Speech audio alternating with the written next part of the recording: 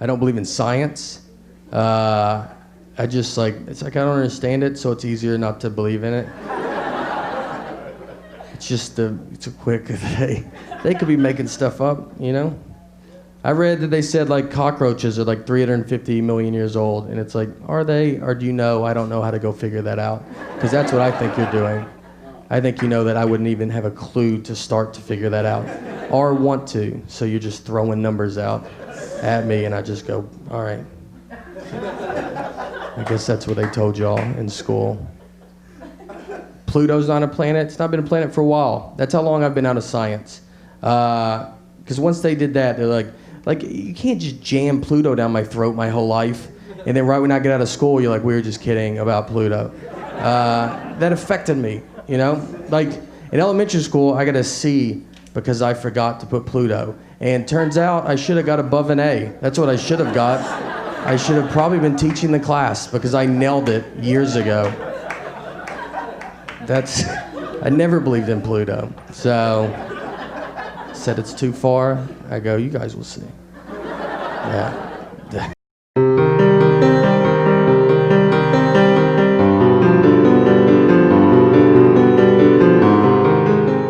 You cannot claim to be an intellectual and hold on to a fairy tale story of a God and creator.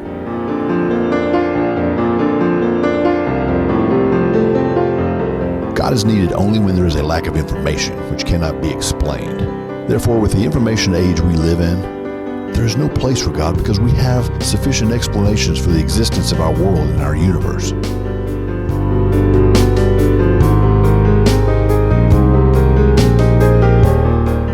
We do not need God to provide us with comfort with the psychological breakthroughs we have in medicine.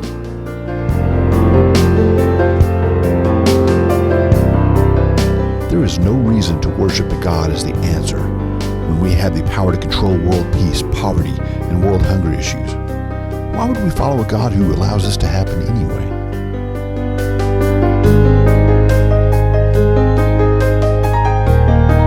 In essence, the intellectually ignorant are the only ones who need Christianity to fall back on.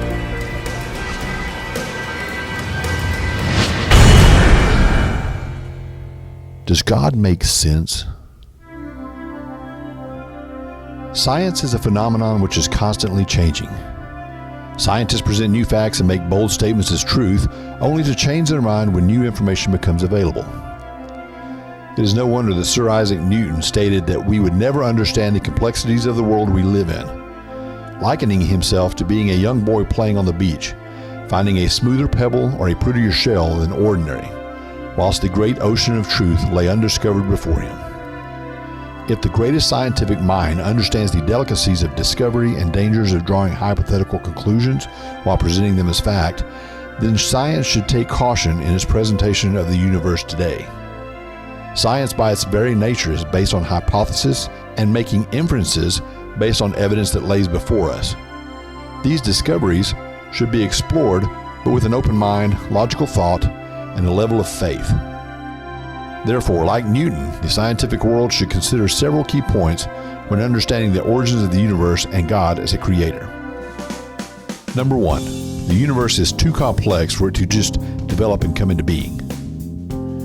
Richard Dawkins, a brilliant evolutionary biologist and professed atheist, admits that the law of physics is very fine-tuned and complex, allowing life only because of its complex makeup. He states that the processes which make up a fly are highly more complex than the workings of a Boeing 747. If this is true, does it make sense that it happened through a natural process which developed out of a chaotic explosive phenomenon? Dawkins would argue against this, and against a designer of this complex universe and this tiny planet which balances perfectly toward life through very precise calculations. To the rational thinking person, which would make more sense? An intelligent designer, or something developing from nothing as an explanation to the universe and its complexities of sustaining life? Number two, the view that the earth has a beginning point is a relatively new concept in science. During the Greek period of the philosophers, Aristotle claimed that the universe had always existed and did not have a beginning. This was the prevailing view among scientists whose view of physics could not accept God as a beginning point to the universe. This thought existed from Greek civilization until the thought processes started changing around the 1950s or 60s. This is when science was having to admit that galaxies and worlds did indeed have a starting point, because evidence pointed toward this through discoveries made by non-believing scientists such as Edwin Hubble, whom the Hubble telescope is named for, Herman Bondi, Thomas Gold, Fred Hoyle, Stephen Hawking, Roger Penrose, and others. Therefore, for atheists to keep their unbelief intact, there was an unintended bias to explain the beginning of a universe without a creator or a designer. The Bible is the first historical claim that the earth had a beginning, well before the Greeks tried to introduce the existence of an earth that had always been in existence. Therefore, scientifically, Scripture would be the pioneer in the prevailing thought of modern science. If the Bible were true in its original prediction of the origin of the universe, would it make sense to glean from other claims of how it came into being? Number 3. Dating the universe is not exact.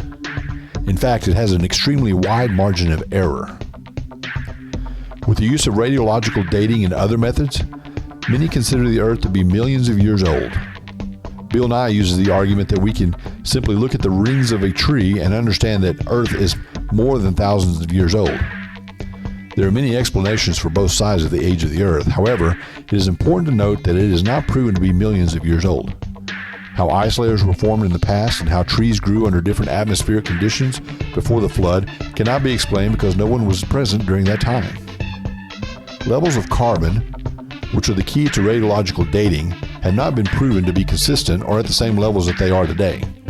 In fact, it is shown that carbon levels are actually increasing over the course of just 100 years. Since carbon dating bases its findings on carbon levels being the same in the past as they are now, that has become the foundation on dating ancient artifacts. Therefore, fluctuations and increases of carbon in the atmosphere today would suggest lower levels of carbon in ancient life and could actually adjust readings from millions of years to thousands of years. This evidence calls into question atmospheric conditions and levels of other atmospheric elements such as oxygen, nitrogen, argon, neon, helium, methane, hydrogen, etc., and how life responds to those differing levels. Number 4. Do tree rings really prove age, or was the earth created as a mature world? If God was the creator of the earth and the universe, how did he begin things? With adult, mature men and women? With adult, mature chickens and roosters rather than eggs? With an adult, mature tree?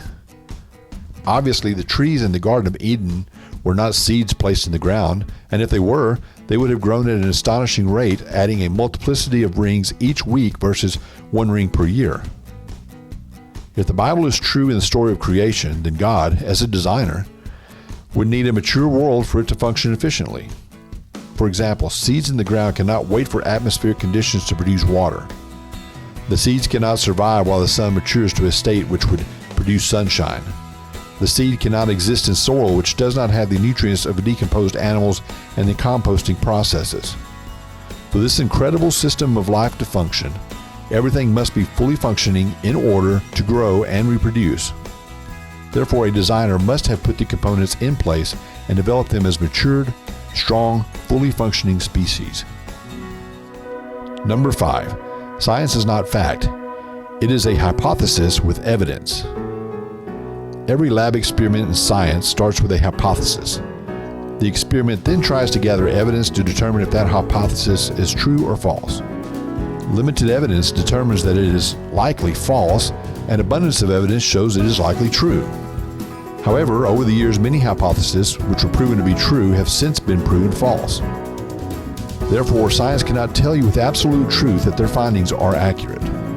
We only have to weigh the evidence and decide what to believe from that evidence. There are some scientific studies of a hyperbaric atmosphere before the flood. In other words, an oxygen-rich atmosphere with higher levels of carbon present. According to the theory, this atmospheric condition was controlled by a thin layer of water about 30 miles above the Earth, which filtered out ultraviolet rays and caused the abundance of oxygen. According to the theory, plants were much stronger and larger then, lived 12 times longer than they would today, and they claim that the fossil record bears this out.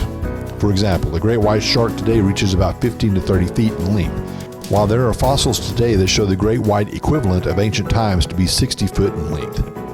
If this were the case, man who lives to be around 80 years old today would have lived to be 960 in ancient times, which coincides with the biblical account of man. In addition, there are claims that he could run 200 miles without fatigue.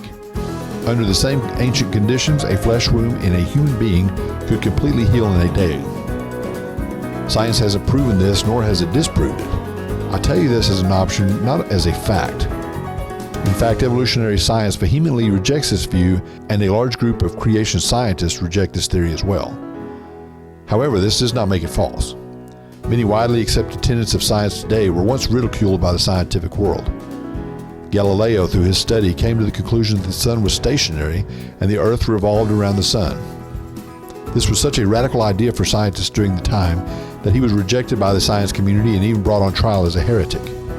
He was forced to admit that the earth was stationary, and under his breath, shortly after his admission, he muttered, "And yet it moves." Over time, science came to embrace and prove this theory, but he lived under great scientific scrutiny during the time he introduced this idea. Because science today claims something is not true, does not make it false. Ironically, science has a history of evolving over the years, moving from theory to theory. It truly has evolved and sometimes comes back full circle. Number 6. Everything known to man has an origin which can only point to an eternal designer. There is a lesson Sir Isaac Newton was able to teach forcefully to an atheist scientist friend of his. Sir Isaac had an accomplished artisan fashion for him a small-scale model of our solar system, which was to be put in a room in Newton's home when completed.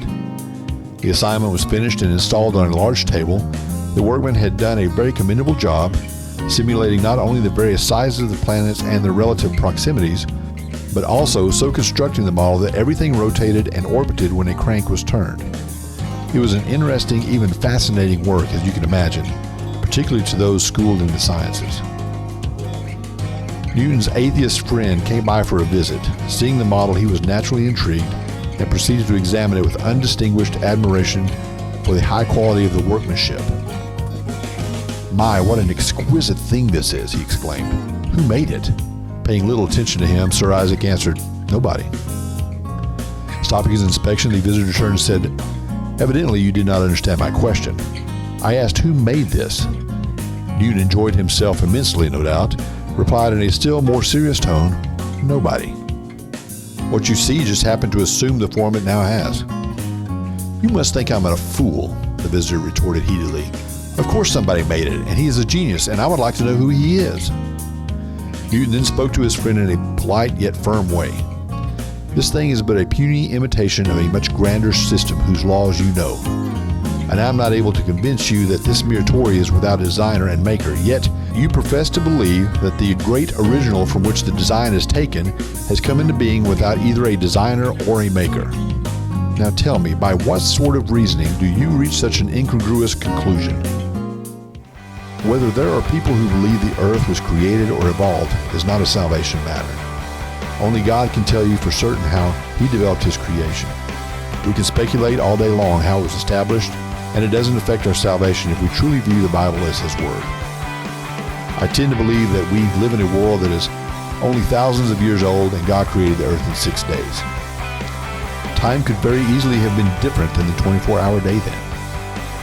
For example, there are 3 days where the sun and moon did not exist. Therefore, if the sun rising and setting helps calculate a 24-hour day, how long were those first days? As a result, I cannot answer these things, nor can anyone else with absolute certainty. Is the person who doesn't side with me on this a heretic because they don't believe the way I do about the origins of the earth? No, it isn't a salvation issue. Therefore, why talk about this? Because there is too much evidence pointing toward a God who created the earth. And this belief, which has lasted for thousands of years, is still being proven, while the argument against it has constantly changed over the years. Many are being convinced to reject God and the Bible account, and this is a salvation issue if we have people who are rejecting the existence of the Creator who wonderfully made each person in His image. There's not enough time to completely equip you for a strong foundation on the truth of God and His Word. However, you should be encouraged to dig deeper and equip yourself to stand on His truth and defend Him so you, or somebody around you, is not persuaded by intellectual language from those who build an elaborate academic structure on a weak foundation. whether atheist or Christian. The one whose foundation is weaker will crumble first. Therefore, build your foundation on the truth, which has existed for thousands of years, so you can stand through the storm.